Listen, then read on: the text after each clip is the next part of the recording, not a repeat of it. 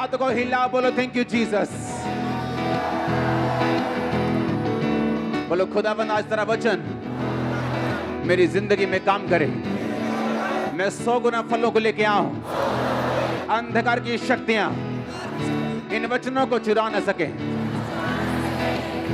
और बोलो सर्वशक्तिमान परमेश्वर, तेरा वचन मेरे शुद्ध रहने का आधार, मेरे जीने का आधार है। सर्वशक्तिमान परमेश्वर, आज मेरा ध्यान तेरे वचनों के ऊपर हो और मैं इन्हें सुनूं और फल लेके आऊं और मेरा फल बना रहे। प्रभु यीशु मसीह के सामर्थी नाम में हम मांगते हैं। एक बार जोर से हालेलुया बोलो। बैठ जाओ। हालेलुया। यूहन्ना 4 उसकी 1 आयत को आज मैं पढ़ूंगा। लिखा, फिर जब प्रभु को मालूम हुआ कि फरीसियों ने सुना है कि यीशु यूहन्ना से अधिक चेले बनाता और उन्हें बपतिस्मा देता है, यद्यपि यीशु स्वयं नहीं उसके चेले भी बपतिस्मा देते थे, तब वह यहूदिया को छोड़कर गलील को चला और उसको सामरिया में से होकर जाना अवश्य था। इसलिए वह सुखार नामक सामरिया के एक नगर तक आया जो उस भूमि के पास है जिसे याकूब ने अपने पुत्र यूसुफ को दिया था, और याकूब का कुआं भी वहीं था।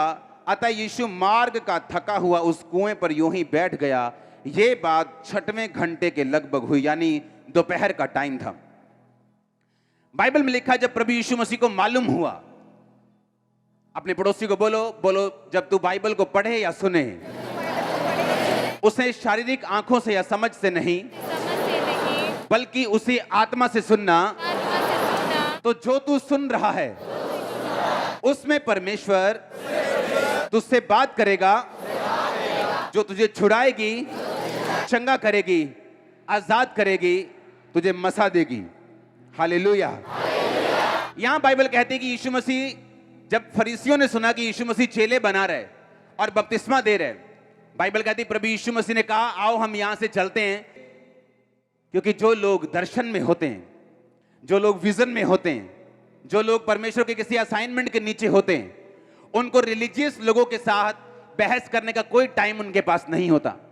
यीशु मसीह को मालूम था कि इस समय जो फरीसी लोग जो हैं वो मुझसे बहस करने के लिए आएंगे, जिस तरह वो यूहन्ना के पास जाते थे, तू बपतिस्मा किस अधिकार से देता है, तू बपतिस्मा क्यों देता है, तू किस अधिकार से, किसने तुझे बपतिस्मा देने के लिए बोला है, हम तो ये छींटे वाला शुद्धिकरण करते हैं, तू ये कौन सा शुद्धिकरण बपतिस्मे वाला डुबकी वाला कर रहा है, हम तुझसे बात करना चाहते हैं।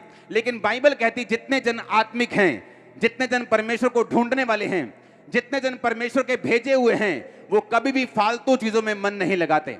आज से 17 साल पहले, 16 साल पहले मुझे मैसेजेस आते थे, आप हमारी मीटिंग्स में आया करो, आप हमारी मीटिंग में आओ, हम बात करेंगे, हम कुछ सेवक लोग बैठेंगे, हम बात किया करेंगे, मुद्दों पे बात करेंगे, इस मुद्दे पे बात करेंगे। मैंने कहा कौन सा मुद्दा? कोई मुद्दा नहीं, बस बैठेंगे, 4 गीत गाएंगे, वर्शिप करेंगे, उसके बाद खाना खाएंगे, एक दूसरे के साथ लड़ेंगे और वापिस आ जाएंगे। मुझे मालूम था कि मैं फरीसियों की तरह नहीं बनना चाहता हूं, क्योंकि मैं रिजल्ट चाहता हूं।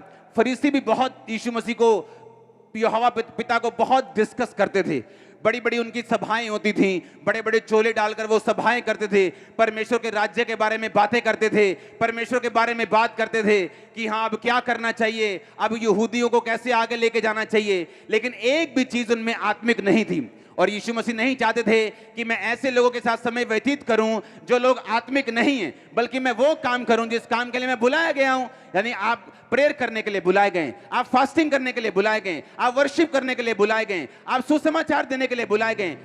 सुनो मेरी बात, आपके पास समय नहीं है कि आप फालतू लोगों के पास बैठ के सिर्फ एक क्रिश्चियन सभा करें जहां पे हम इधर उधर की बातें करें, उसके बाद रोटियां खाएं और वापस आ जाएं, और एक भी रूह ना हमने बचाई हो, एक भी बात ना ऐसी की हो जिससे आत्मा की उन्नति हो। मैं ऐसी बातों से 17 साल से दूर रहा हूं। इसका मतलब ये नहीं मैं पास्टर से मिलता नहीं हूं, मैं मिलता हूं, मेरे बहुत अच्छे दोस्त हैं, एसोसिएशन जो पास्टर एसोसिएशन है उनसे मैं मिलता हूं, बात करता हूं, मेरे बड़े बड़े अच्छे मित्र हैं। लेकिन मैं ऐसे लोगों से दूर रहने की आपको गुजारिश कर रहा हूं जिनका कोई रिजल्ट नहीं, जो सिर्फ बैठकर धर्म की बातें करना चाहते हैं लेकिन परमेश्वर को फॉलो करना नहीं चाहते। बाइबल कहती है प्रभु यीशु मसीह की सफलता का राज ये था कि वो अपने समय को वेस्ट नहीं कर रहा था, और आपकी भी सफलता का राज यही है कि आपको अपने समय को वेस्ट नहीं करना है। आपको ये बात मालूम है, अपनी ताई की बेटी के साथ बैठकर चुगलियां करने से आप परमेश्वर में आगे कैसे बढ़ेंगे? आपको प्रार्थना करने के लिए जाना है, और अगर आपको ये बात मालूम है आप प्रेयर के लिए चले जाएंगे। सुना मेरी बात, बाइबल कहती है यीशु मसीह से मिलने से पहले जो चेले थे वो कई यूहन्ना के चेले थे। बाइबल कहती है यूहन्ना जो था वो मुंह का कड़क इंसान था, सांप के बच्चों, सांप के बच्चों ऐसे बात करता था, और फिर भी लोग उसके पास आना पसंद करते थे क्योंकि उन्हें पता था कि 4 चापलूसी वाली बातें, 4 चिकनी चुपड़ी वाली बातें, वो 4 मेडल लेने से, ट्रॉफियां लेने से अच्छा ये है हम उस जगह पे जाएं जहां हमें डांट तो मिले लेकिन आत्मिक उन्नति भी हो, उस जगह पे जाएं जहां डांट तो मिले लेकिन परमेश्वर की आंखें भी हमारी ओर हों। आप उसी जगह के ऊपर यीशु मसीह के नाम में। और सुनो मेरी बात, मैं आपकी लाइफ के ऊपर घोषणा करता हूं, अगर मैं परमेश्वर का सच्चा दास हूं, आपके परिवार आज से सेम नहीं रहने वाले यीशु मसीह के नाम में। अगर आज के बाद बढ़ना है तो फालतू की डिस्कशन से दूर रहने, आमीन। फालतू की चुगलियों चमेलों से दूर रहने, क्योंकि आपको मालूम है आप यीशु मसीह की तरह भुलाए गए हैं। यीशु मसीह कहता मैं पिता के पास चला गया हूं लेकिन मैं तुम्हें भेजता हूं। मैं लाखों की भीड़ यहां पे नहीं देख रहा हूं, मैं सिर्फ आपको देख रहा हूं। आपको परमेश्वर कहता है मैं तुझे भेज रहा हूं जिस तरह पिता ने मुझे भेजा था। और अगर यीशु मसीह की तरह आप भेजे गए हैं तो आप भी चुगलियों में टाइम वेस्ट नहीं करेंगे, रिलीजियस सभाओं में आप टाइम वेस्ट नहीं करेंगे, जहां यहोवा की यीशु की बातें तो होती हैं लेकिन आत्मिक उन्नति कोई नहीं होती। हालेलुया। ये यीशु मसीह का एक सीक्रेट था उसके बढ़ने का।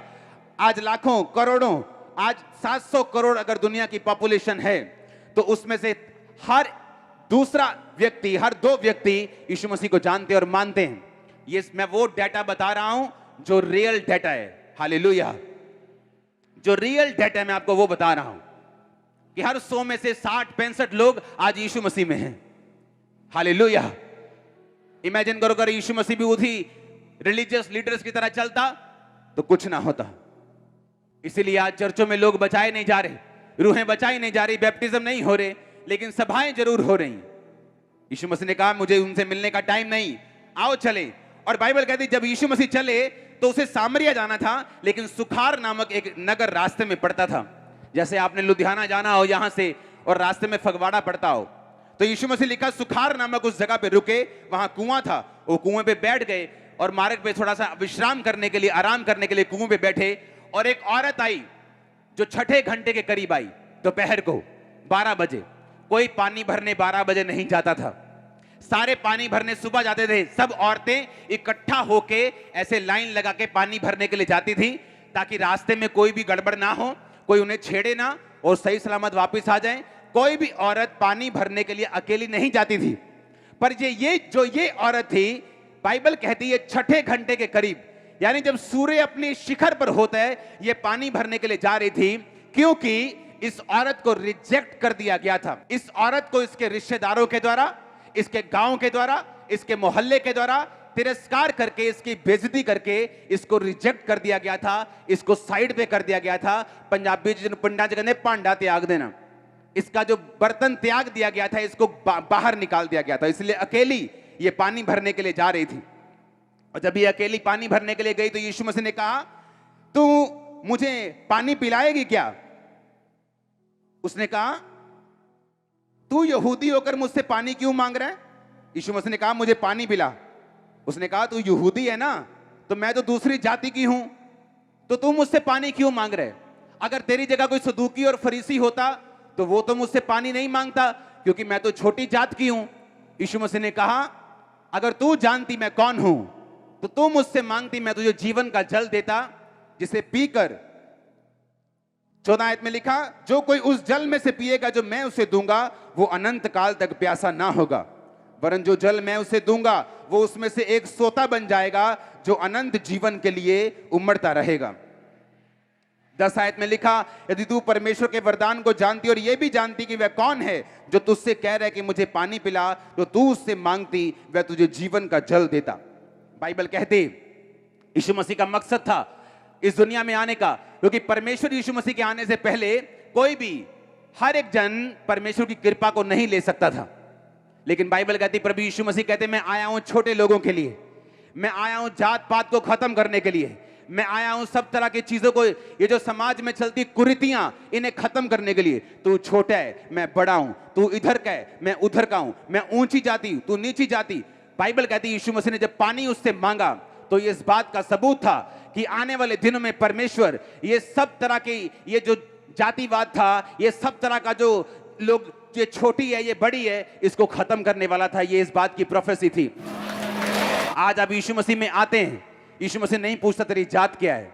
तू बड़ी जात क्या है, मैं दया नहीं करूंगा। तू छोटी जात क्या, मैं दया नहीं करूंगा। बाइबल कहती है जितने यीशु मसीह को मानते हैं वो सारे क्रिश्चियन बन जाते हैं, मसीही बन जाते हैं, मसा किया वो बन जाते हैं। कोई छोटा नहीं, कोई बड़ा नहीं, कोई ऊंची जात नहीं, कोई छोटी जात नहीं, सब एक से। बाइबल कहती ना कोई यहूदी, ना कोई यूनानी। जितना मैं वैल्यूबल हूं उतने ही आप वैल्यूबल हैं। हालेलुया। अगर आप मसीह में अच्छी तरह जीना चाहते हैं तो जात पात के चक्कर में कभी मत पड़ना। जब परमेश्वर ने मेरे रास्तों को साफ किया और बोला कि तू शादी कर, क्योंकि मैं सोचता था कि अगर मैं शादी करूंगा तो मेरी मिनिस्ट्री कम ना हो जाए, मेरा ध्यान ना कहीं बढ़ जाए, तो मैं मैरिज करना नहीं चाहता। लेकिन जब भी मैं परमेश्वर के किसी दास के पास जाता बोलता नहीं मैरिज करना पड़ेगा, तुझे शादी करना पड़ेगा। मैरिज के बाद लोग तुझ पे ज्यादा विश्वास करेंगे। उन्होंने मुझे समझाया जो लड़कियों वाली फैमिलीज हैं वो तुझ पे ज्यादा बिलीव करेंगी शादी के बाद। मुझे तब समझ आया कि हाँ ठीक है, शादी करना वाकई जरूरी है। और जब शादी करने के लिए ढूंढने जाने लगा, ओके कौन से किससे शादी करनी है, फोटोज मंगवाई, आपको वो स्टोरी पता है, और एक सेलेक्ट हो गया। हाँ उसके उसमें ठीक है, बुलाओ इसको, सब कुछ अच्छा, स्पिरिचुअल लाइफ कैसी है, कैरेक्टर कैसा है, देख लिया। उसके बाद जब एंगेजमेंट हुई, जिस दिन बात हुई उसके अगले दिन एंगेजमेंट थी। मम्मी डैडी को, इसके मम्मी डैडी को घर से उठवाना पड़ा कि आ जाओ आपकी बेटी की एंगेजमेंट है। सुनो मेरी बात, एंगेजमेंट होने के बाद हम एक दूसरे से पूछ रहे थे अच्छा तेरी जाति कौन सी है, अच्छा मैं अरोड़ा खत्री हूँ, अच्छा तेरी जाति कौन सी है, हाँ हम आद धर्मी हैं, हम गांव उस गांव से, अच्छा ये हमारी ऐसी होती है, ये हमारी जाति छोटा होता है, ये बड़ा होता है। कोई कुछ नहीं पूछा मैरिज के पहले तक। आज मैंने देखा है क्रिश्चियन लोगों में बड़े बड़े रिश्ते, सुनो मेरी बात, बड़े बड़े रिश्ते जो खुदा ने भेजे होते हैं मिस कर जाते हैं। पता है क्यों? जाति मैच नहीं करती। मैंने अपनी आंखों से देखा है लोगों को। आपको ना तो जाति से नफरत करनी है और ना ही ये सोचना है कि नहीं मैंने तो अलग जात से ही शादी करनी। नो, आपको उससे शादी करनी जो आपके लिए बनाया गया हो। और ये तभी हो सकता है अगर आप जात पात को, ऊंच नीच को, अमीरी गरीबी को दिमाग से निकाल दें। और लोग बोले चर्च में, कहते यार इतनी सिंपल लड़की पापा ने पसंद की, असी हमें तैयार होके आंदियां रही हैं थे। हाँ, और इतने गरीब घर की लड़की की बारिश आती तो पानी छतों से नीचे टपकता था। ये क्या क्या किया? और मुझे मालूम था कि आज मेरी लाइफ, मेरी मैरिड लाइफ, आप सबसे ज्यादा ब्लेस है। मैं आपको चैलेंज कर सकता हूं। रीजन क्या? मैंने आत्मा को फॉलो किया। हालेलुया। मैं जानता हूं मैं बाइबल में कौन हूं। मैं मसीही हूं, मैं मसा किया गया हूं। मुझे वही जगह जाना है, उन्हीं लोगों के साथ मिलना है जो मसा किए गए हों। आप जानते हैं जो परमेश्वर ने आपके लिए चुना हुआ, आप उसे कभी हासिल नहीं कर सकते जब तक आप पूरी तरह से इस शैतान के और शरीर के और रीति रिवाजों के बंधन जो लोगों ने बनाए हैं, जब तक आप उनसे आजाद नहीं हो जाते। हालेलुया। आपको यह बात समझनी है कि परमेश्वर ने आज आपको चर्च इसलिए भेजा कि वो आपको वर्ड दे सके और आप अपनी डेस्टिनी की ओर भाग सके, अपनी मंजिल की ओर भाग सके। वो आपको वचन दे सके, आपको मालूम हो मुझे क्या करना है। एक क्रिश्चियन होने के नाते, एक मसीह होने के नाते मुझे क्या करना है और परमेश्वर ने मेरे लिए क्या चुना हुआ है। सबसे हैरानी की बात यह है कि दो लड़कियों की पिक्चर मैंने चुनी थी और मैंने सोनिया की पिक्चर सेकंड चुनी थी। सिर्फ 10% कि कोई ये ना बोले कि एक ही पिक्चर चुनी है, शायद इनको पहले से पसंद होगी तो एक ही पिक्चर चुनी है। तो दूसरी पिक्चर साथ में चुन ली कि ठीक है दो हो, दो से बात करो जो मेरे मुताबिक हो। मैंने इंस्ट्रक्शन दी, मुझे ये चाहिए आत्मा में, और मुझे जिसके पास होगा उससे मैरिज करूंगा। और जो लड़की 90% सेलेक्ट हो चुकी थी, सिर्फ अपने कैरेक्टर की वजह से मैंने उसे रिजेक्ट किया। और सुनो मेरी बात, उसको आज तक नहीं मालूम कि मैंने उसे रिजेक्ट किया। उसे पता ही नहीं कि उसकी फोटो मेरे पास आई थी। इमेजिन करो अगर मैं इंसान होकर ऐसा कर सकता हूं। इमेजिन करो यहां पे मेरी बीवी बोल रही है और वो बीवी इसी चर्च की वॉलंटियर की गर्लफ्रेंड होती तो कितना बुरा लगता। और जब उसके बारे में पता कराया उसमें कमी निकली और मैंने कहा नहीं, मैं इसके साथ मैरिज नहीं करूंगा।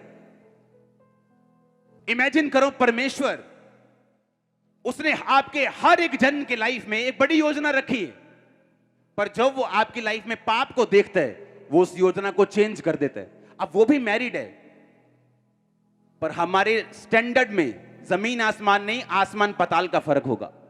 क्योंकि मैंने अपनी पसंद की लड़की से शादी नहीं करनी थी, मैंने एक आत्मिक लड़की के साथ शादी करनी थी जो मेरे विजन को समझती हो। मैं आपको बता रहा हूं परमेश्वर कैसे काम करता है आपकी लाइफ में।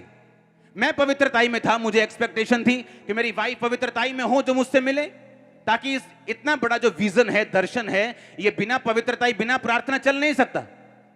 अगर आज मैं आपके साथ आया हूं तो पिछली रात में अपने परिवार के साथ नहीं, अपने प्रेयर रूम के साथ बिता के आया हूं। आप मेरी बात समझ रहे कि नहीं? तो मुझे ये बात मालूम है, अगर मुझे ये विजन रन करना है जो एक आम इंसान की बात नहीं, मैं आपको दावा करता हूं यहां से बड़े से बड़ा पॉप स्टार, पॉप सिंगर ले आओ, इतनी बारिश में ऐसे लोगों को बिठाकर 6 घंटे रख के बताओ मेरे को, कोई नहीं कर सकता ऐसा। परमेश्वर कर सकता है, आमीन। अगर उसकी ग्रेस तभी हम पे होगी अगर हम वचनों के ऊपर चलेंगे तो। हालेलुया।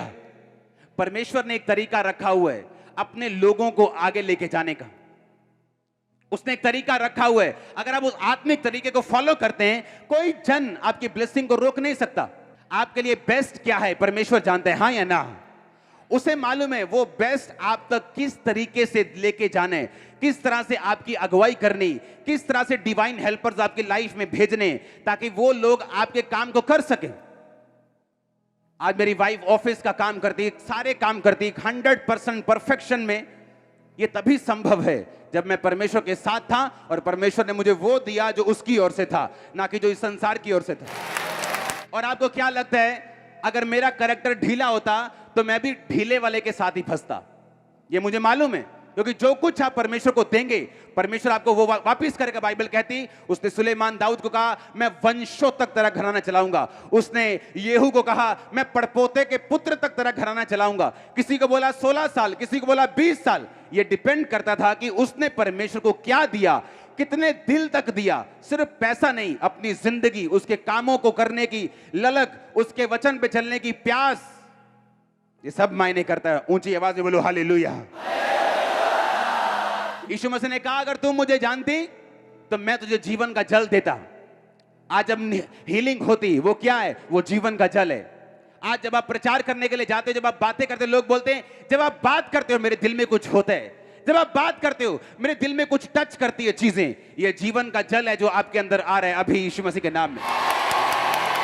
और उसने सिर्फ मुझे नहीं भेजा जीवन के जल के साथ, क्वायर गाएगी जीवन का जल बहेगा, आप बोलेंगे जीवन का जल बहेगा, इवेंजलिस्ट बोलेंगे जीवन का जल बहेगा। उसने कहा अगर मैं तुम्हें वो जल दूंगा तो कभी प्यासा ना होगा। हालेलुया। आज लोग प्यासे हैं, उन्हें प्यास रहती है, काश मेरा हस्बैंड मुझसे प्यार करता हो, काश मेरी वाइफ मेरी बात सुनती हो, काश मेरे बच्चे मेरे कहने में हो। वो हमेशा प्यासे रहते अपनी लाइफ में। यीशु मसीह ने कहा अगर तू उस जीवन जल को पी लेगा जो मैं तुम्हें दूंगा तो कभी प्यासा ना होगा। लोग तेरी इज्जत करेंगे, तेरा घराना तेरे साथ चलेगा, तेरे लोग तेरे साथ चलेंगे, तेरा बिजनेस तेरी बात को सुनेगा अगर तू उस जीवन जल को पिएगा तो।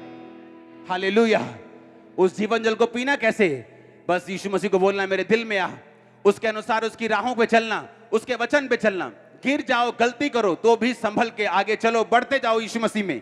आप जीवन जल को पी रहे हैं यीशु मसीह के नाम में। हालेलुया। उसने कहा परमेश्वर मैं जीवन जल कहां से तुझे दूं? हाँ लेकिन तू तो मुझे दे सकता है, तू मुझे जीवन जल दे दे ताकि मैं इतनी दूर पानी भरने को ना आऊं। अभी भी उस औरत को समझ नहीं आई, अभी भी वो शरीर में थी कि मैं पानी भरने को ना आऊं तो मुझे वो जीवन जल दे दे, वो जादू वाला जो मटका है ना वो दे दे, मैं घर पे पानी भरती रहूंगी, टूटी लगा दे जादू वाली। यीशु मसीह ने कहा नहीं, वो जीवन जल नहीं। ठीक है मैं तुम्हें जीवन जलता हूं। यीशु मसीह ने कहा जा अपने पति को लेके आ। कहती परमेश्वर, स्त्री ने कहा 17 आयत में मैं बिना पति की हूं।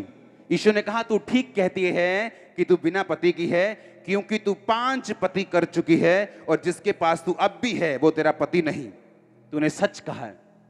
सुनो मेरी बात, यीशु मसीह ने कहा तू सच कह रही है। उस स्त्री ने कहा मुझे लगता है कि तू भविष्यद्वक्ता है। 27 में लिखा, इतने में यीशु मसीह के चेले आ गए और हैरानी करने लगे कि ये एक औरत से बातें क्यों कर रहा है। तो भी किसी ने पूछा नहीं तू क्या चाहता है और क्यों बातें करता है। वो स्त्री अपना घड़ा छोड़कर नगर में चली गई और लोगों से कहने लगी, आओ हम एक मनुष्य को देखें जिसने सब कुछ जो मैंने किया मुझे बता दिया कि कहीं ये मसीह तो नहीं। अतः वे नगर से निकलकर उसके पास आने लगे। 39 आयत में लिखा, उस नगर के बहुत से सामरियों ने उस स्त्री के कहने से यीशु पर विश्वास किया, क्योंकि उसने ये गवाही दी कि मैंने जो भी काम किए यीशु मसीह ने मेरी सारी जिंदगी मुझे बता दी। वो सामरी कहने लगे, आओ हमारे पास परमेश्वर। तो वो वहां 2 दिन तक यीशु मसीह उनके पास रहे और यीशु मसीह ने वचन दिया और बहुत से लोगों ने यीशु मसीह पर विश्वास किया। और उस गांव के लोगों ने उस औरत को कहा, अब हम तेरे कहने से ही नहीं विश्वास करते, परंतु हमने आप भी सुन लिया और जान लिया कि यही जगत का उद्धार करता है। सुनो ध्यान से, अब यहां पर हम उस औरत को एक पापी औरत के रूप में देख रहे हैं। ऐसी औरत, ऐसी जाति की जिससे बड़े लोग व्यवहार नहीं रखते थे, पानी तक नहीं पीते थे उनके हाथ का। यीशु मसीह ने कहा, मैं तुझे अपने जैसा करना चाहता हूं, तू मुझसे पानी पी, जीवन जल का सोता तू बन जाएगी खुद भी। जा अपने पति को लेके आ। उसने कहा मैं बिना पति की हूं। उसने कहा तू ठीक कहती, तू 5 पति कर चुकी है और जिस इंसान के पास तू अब रहती है 6वां, वो भी तेरा पति नहीं। उसने कहा मुझे लगता है कि तू भविष्यद्वक्ता है। और बाइबल कहती वो स्त्री घड़ा उठाया और भाग गई अपने गांव और बोलने लगी, इधर आओ इधर आओ इधर आओ, देखो एक बंदा है वहां पे, उसने मैं जो मेरे पास में मैंने किया आपको भी मालूम नहीं उसका, उसने सारा कुछ बता दिया। वो बंदे दौड़े परमेश्वर के पास और जाकर देखने लगे और यीशु को बोला, प्रभु 2 दिन हमारे साथ चल। और बाइबल कहती वो 2 दिन वहां रहा और उनसे वचन पे बात की और उन लोगों ने कहा हम तेरे कहने से ही नहीं बल्कि अपने आंखों से भी हमने देखा, विश्वास किया। क्योंकि वहां पे यीशु मसीह ने लोगों को चंगा किया, उनके पापों के बारे में बताया, उनको हील किया, उनको क्षमा किया, उनमें से लंगड़े चलाए, अंधों को दिखाया। और उन लोगों ने कहा अब हम अपने देखने से भी विश्वास करते हैं। अब बात क्या थी, अगर आप लोग देखते हैं बाइबल में, आप देख रहे हैं कि ये औरत एक पापी औरत थी, लेकिन परमेश्वर को वो पापी औरत नहीं दिख रही थी। परमेश्वर को वो एक चाबी दिख रही थी सुसमाचार की, जो उसके पूरे गांव को बचाने वाली थी।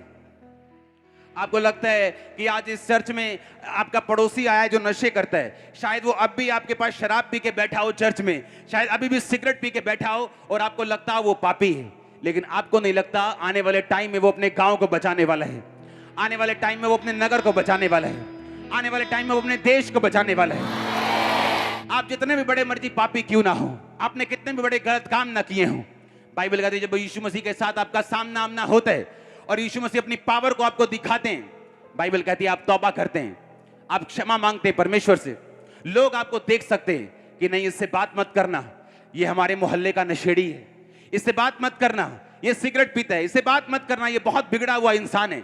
लेकिन यीशु मसीह उसे बिगड़े हुए इंसान के रूप में नहीं, उसे एक चाबी के रूप में देखते हैं, उसे एक दरवाजे के रूप में देखते हैं, उसे उस रूप में देखते हैं कि ये वो जन है जो आने वाले टाइम में हजारों और लाखों को बचाने वाला है। अगर आज से 17 साल पहले आप मुझे देखते तो यीशु मसीह के लोगों को बुरा भला बोलते हुए, हाँ सब तरह के नशे करते हुए, गलत काम करते हुए, आप बोलते ये पापी इंसान है, ये बड़ा विरोधी इंसान है, ये जो हिंदू बैकग्राउंड से बंदा है ना, ये बड़ा खतरनाक है, इसके पास मत जाना। आप मुझे इस तरह देख सकते थे, लेकिन यीशु मसीह आने वाले टाइम में मुझे प्रेरित के रूप में देख रहा था, वो आने वाले टाइम में मुझे पास्टर के रूप में देख रहा था।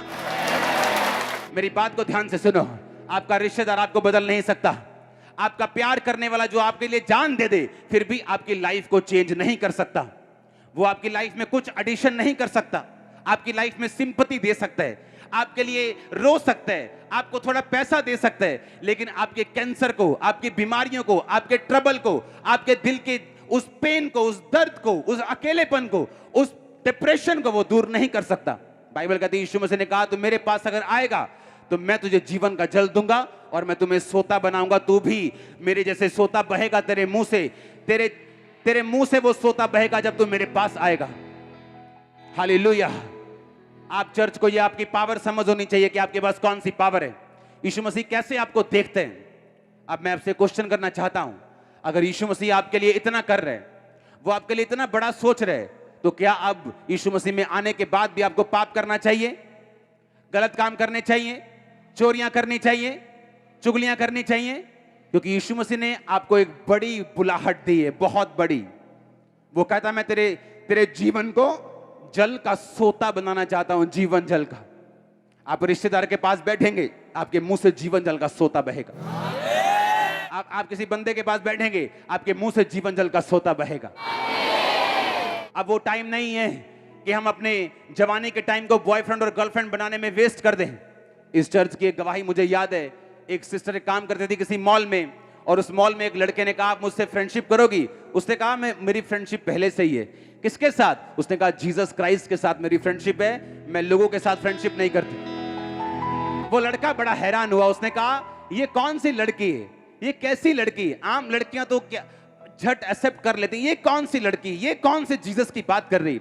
वो उसने कहा ठीक है, मैं तुम्हें चर्च लेके चलूंगी, तू वहां देखना हम कैसे वर्शिप करते हैं, कैसे हम परमेश्वर के वचन को मानते हैं। वो लड़का भी चर्च में आया, उस लड़की ने बपतिस्मा लिया, और लड़का अलग से बहन भाई की तरह, हाँ ये नहीं बॉयफ्रेंड गर्लफ्रेंड बना के चर्च में आए। जब हमें यीशु मसीह के बारे में मालूम हो गया कि वो पापियों से प्यार करते हैं, तो क्या अब भी पाप करते रहें? हाँ, वो हमें मालूम हो गया कि पापियों को चुनता और ऊंचा करने के लिए आया, तो क्या अब भी हम पापियों की तरह उसी गटर में, उसी पाप में फंसे रहें?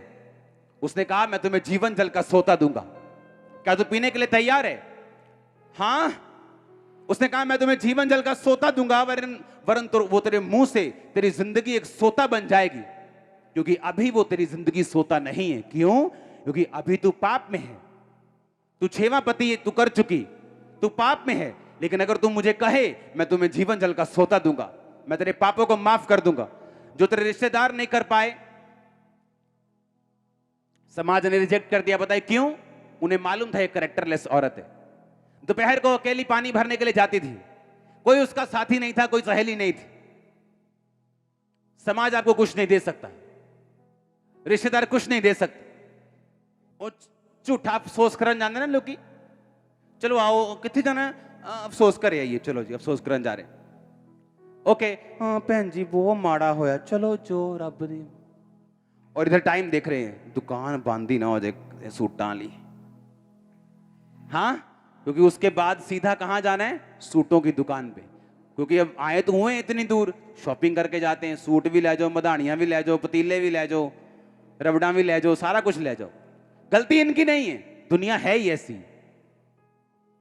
तो जो सच्चा परमेश्वर है, जो कह रहा है अच्छा तू छोटा है मैं तुम्हें बड़ा कर दूंगा, अच्छा तू गरीब है मैं तेरे लिए आया हूं, तू कुचला हुआ है मैं तेरे लिए आया हूं, सुनो मेरी बात। वो कह रहा है मैं तुझे जीवन जल का सोता बना दूंगा, मैं तुझे आशीषित कर दूंगा, मैं तेरे भाइयों के मध्य में तेरा अभिषेक कर दूंगा, तेरा वंश पराक्रमी होगा, तेरा वंश बचाया जाएगा, मैं तुम्हें इतनी बरकत दूंगा रखने की जगह नहीं होगी। उसको हम बोलते हैं नहीं नहीं ये वाला नहीं चाहिए, वही रिश्तेदार चाहिए जो फेक है, जो नकली है, जो नकली अफसोस करने के लिए आते हैं। यहोवा परमेश्वर ने कहा ये लोगों को राजा चाहिए जैसे अन्य जातियों में राजा होते हैं। इन्होंने तुझको नहीं शमूएल मुझको निकम्मा समझा, क्योंकि मैं इनका राजा था। आपको वो नहीं करना जो अन्य जातियां करती हैं, आपको वो नहीं करना जो अन्य लोग करते हैं, जो रीति रिवाज वो अपनाते हैं, जो सिस्टम वो अपनाते हैं। नहीं तो आप अभी आत्मा में नहीं। इसका मतलब ये नहीं कि अगर आप इनको फॉलो करेंगे आप यीशु मसीह आपको त्याग देगा, वो आपको त्यागेगा नहीं। और आपकी लाइफ की कुछ बरकतें ऐसी हैं जो बोलती हैं, जिस तरह अब्राहम का इसहाक बोलता था, एस्तर की कुर्सी बोलती थी, हाँ या ना? पता है क्यों? क्योंकि वो बरकतें जो बोलने वाली हों, जो आपके विरोधियों के मुंह पर चेपी लगा दें, टेप कर दें, वो बरकतें परफेक्शन में मिलती हैं। आपको वो हील कर देगा, डिलीवर कर देगा, बरकत दे देगा, केस से बाहर कर देगा। लेकिन कुछ ऐसी ब्लेसिंग्स हैं, कुछ ऐसी बरकतें हैं जो इतने हाई लेवल की हैं, जो इतनी बड़ी हैं, जो आपकी लाइफ में अगर आई, आपका विरोधी लाइफ टाइम आपके सामने मुंह नहीं खोल पाएगा। आपको मालूम कौन थी, कौन सी बरकतें? बाइबल कहती हन्ना और पनिन्ना। हन्ना की कोई संतान नहीं थी, उसके पास पैसा था कि नहीं था? बरकत थी, पैसा था, सब कुछ था, पर एक चीज मिस थी, वो था उसके संतान नहीं थी। अब उसे वो चीज चाहिए थी जो उसके विरोधियों का मुंह बंद कर दे, और वो उसे पता कब मिली? जब वो परफेक्शन में आई। कैसे? पहले रोती थी, हाय रब ने दा क्यों कीता, पति के साथ लड़ती थी, इमोशनल हो जाती थी, लेकिन इतने साल इमोशनल होने पर भी उसकी कोख नहीं खुली। एक दिन खुदा के घर जाके बोलती, प्रभु मैं मन्नत मांगती हूं, जो बेटा तू मुझे देगा मैं तेरी महिमा के लिए दे दूंगी। बाइबल कहती परमेश्वर का दास उसे देख रहा था, उसने कहा इधर आ, तू क्या बड़बड़ कर रही है, कौन सा नशा किया है? कहती नशा नहीं किया, मैं सताई हुई हूं, कुड़ाई हुई हूं। उसने कहा जा, इस्राएल का परमेश्वर यहोवा तुझे मन चाहा वरदान दे। बाइबल कहती वो कभी उदास नहीं रही, और बाइबल कहती अगले साल शमूएल उसकी लाइफ में आया। सुनो मेरी बात, ये वो बरकत थी जिसने उसके विरोधियों के मुंह को लाइफ टाइम के लिए बंद कर दिया था। आप जानते हैं आप क्रिश्चियन हैं, आपकी लाइफ में आपको एक ऐसी बरकत जरूर चाहिए होती है जो आपके विरोधियों का मुंह बंद कर दे हमेशा के लिए। आप महसूस करते हैं कि नहीं? आपके विरोधी को पता होता है कोई गल नहीं, गड्डी ले ली, कोई नहीं, अच्छा इन्हें आ हो गया, कर ले, कोई नहीं। उसको मालूम है अभी एक चीज इसकी पड़ी है, उसको मालूम है ये होने वाली नहीं। वो हमेशा सोचता है कि मैं सुपीरियर हूं, उसको हमेशा लगता है कि नहीं ठीक है, ये तो हम भी ले लेते हैं, हम भी कर लेते हैं। पर एक ऐसी चीज होती है आपकी लाइफ में जो सीधा आपको परमेश्वर के दखल से मिलती। सुनो मेरी बात, जब वो चीज आपकी लाइफ में आती, आपका विरोधी, वो टेप नहीं लगती, परमेश्वर सीमेंट लगा के बंद करता है, उसको ऊपर से ईंट कर देता है। ऐसा मैंने देखा है। हालेलुया। आप सेवा करते हो, कहते कोई नहीं, लोग ही है, कोई नहीं, 10-15 हजार लोग ही है, कोई नहीं, 2009-10 कोई नहीं। अच्छा ये बरकाओ, कोई नहीं, ये फंसेगा अभी, क्योंकि इसके पास बहुत से प्रॉब्लम्स हैं। लेकिन जब परमेश्वर छक्का मारता है तो बॉल मिलती नहीं, स्टेडियम के बाहर जाती है, और वो छक्का मारने वाला आपकी लाइफ में यीशु मसीह के नाम में। पौलुस ने कहा कुछ चीजें जो मैं तुम्हें समझा रहा हूं, ये परमेश्वर ने मुझसे नहीं कहा, लेकिन मैं परमेश्वर के करीबी होने के कारण तुमको ये सलाह देता हूं कि अगर तुम बिना ब्याहे रह सकते हो तो ठीक है, लेकिन ब्याहे जाना भी पाप नहीं। जब मैं आपको बोल रहा हूं कि हर टाइम जात पात मत देखो, अगर आप देखेंगे भी आप पाप नहीं कर रहे हो, पर मैं आपको परफेक्शन में देखना चाहता हूं, संपूर्णता में देखना चाहता हूं, सिद्धता में देखना चाहता हूं। क्योंकि मुझे एक बात मालूम है, कुछ ब्लेसिंग्स, कुछ गवाहियां आपकी लाइफ में तब आती हैं जब आप संपूर्णता में चलते हैं। परमेश्वर ने कहा अब्राहम मेरी उपस्थिति में चलता जा और सिद्ध होता जा। अब्राहम उस समय कितने सालों से अपने घर से बाहर आ चुका था, और अब्राहम वेट कर रहा था परमेश्वर कब मुझे बच्चा देगा और मेरे विरोधी का मुंह बंद करेगा।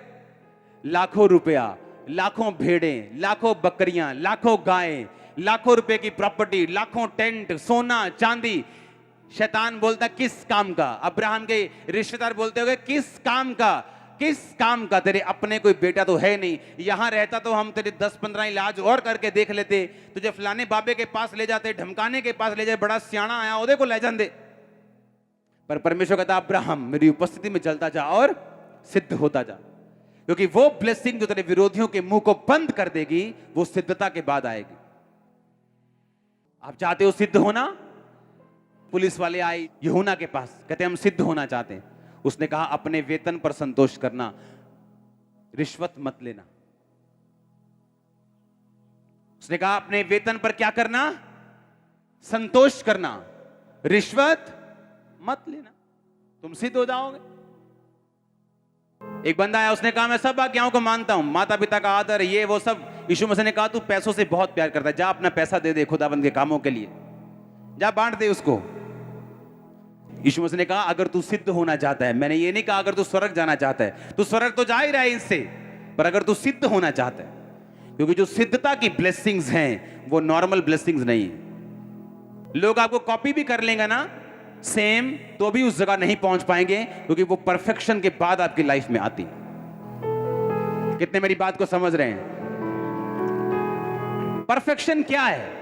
हर रोज अपनी रोज की जिंदगी में आपको चुगली करने का मौका मिला, आपने नहीं की, आपको मारने का मौका मिला, आपने नहीं मारा, किसी का नुकसान करने का मौका मिला, आपने नहीं किया। चोरी करने का मौका मिला, आपने नहीं की। आज लोग तब तक चोर नहीं हैं जब तक उनको पैसे के ऊपर रखा ना जाए, और तब तक व्यभिचारी नहीं है जब तक कोई लड़की या लड़का मिल नहीं जाता। तो ये तो व्यभिचार नहीं, ये तो पवित्रता ही नहीं, ये तो एक इत्तेफाक है कि आपको कोई मिला ही नहीं पाप करने के लिए। लेकिन जब आपको सब तरफ से आपके दरवाजे पाप के रास्ते ओपन हों और फिर भी आप उन्हें बंद रखें, इसका मतलब आप सिद्धता की ओर चल पड़े। और याद रखो, मुझे इच्छा थी शुरू से कि क्या करना चाहिए।